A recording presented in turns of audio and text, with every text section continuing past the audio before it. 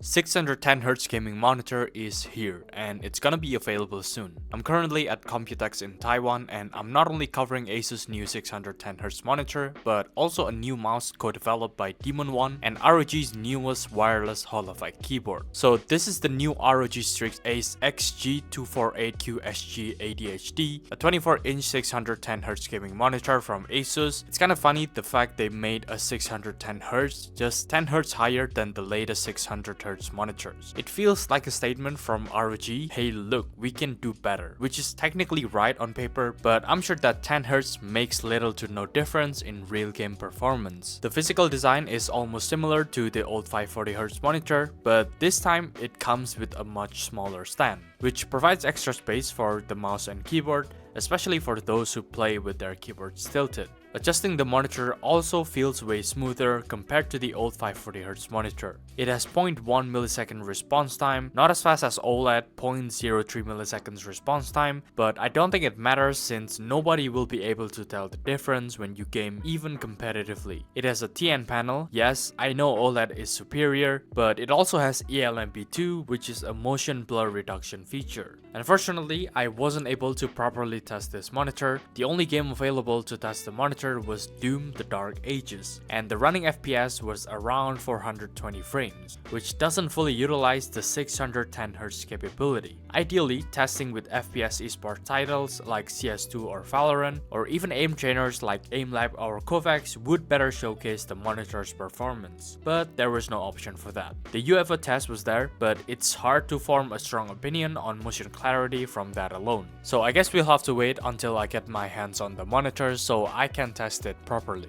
I'm really curious how this monitor gonna perform and compare it to my current 480Hz OLED monitor. Will it be a significant improvement in my gameplay, and is it even worth it sacrificing the high resolution and OLED panel for the extra refresh rate benefit? We'll have to wait for the review to answer that. This is the ROG Volcata, and this keyboard surprised me. I never thought Asus would release a split keyboard, let alone one with Hall effect switches and wireless support. I've tried many Hall effect keyboards and this is the first time I got my hands on a wireless one. This keyboard can be used up to 120 hours wireless. That is 5 days of non-stop gaming. You can see the size of the batteries here underneath the foam and silicon pad. Design-wise, it's very cool, such a niche product that I never thought I would be interested in, but yeah, typing on this split keyboard feels a bit weird, but also nice since it's more ergonomic.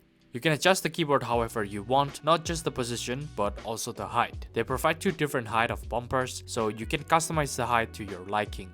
Installing them is super easy below the keyboard.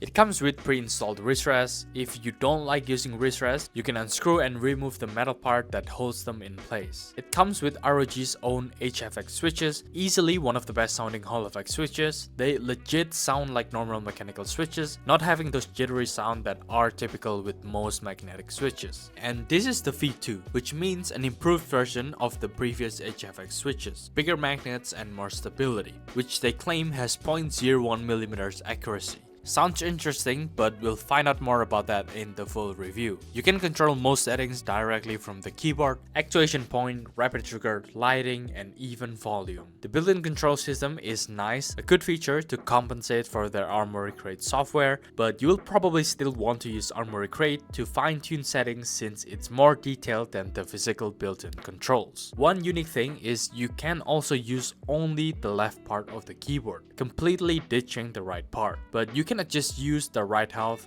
The left one is the one that handles the connection.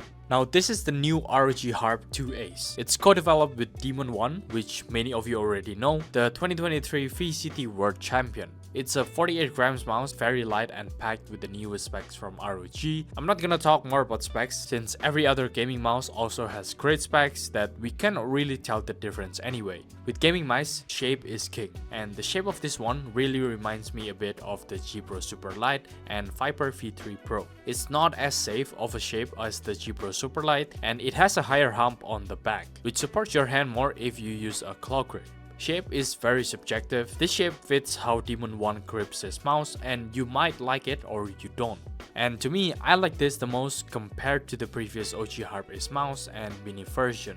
The coating is improved, it feels like the Viper V3 Pro coating. I believe they are the same coating, very well improved from the previous coating ROG used for their mice. I used it for a bit while trying the 610Hz monitor. The clicks feel nice and tactile, the stock fit are good, but the side buttons, I prefer them to be more tactile. By the way, shout out to Asus ROG laptop team for letting me borrow their laptop. Because of them, I'm able to edit here in my hotel room, otherwise the video release would be delayed further. I just realized they lent me the new flagship Scar 18 with RTX 5090. Very overkill, but much appreciated. All these three products look interesting based on my first impression, but of course I'll save my final thoughts when I actually get them in hand and test them properly.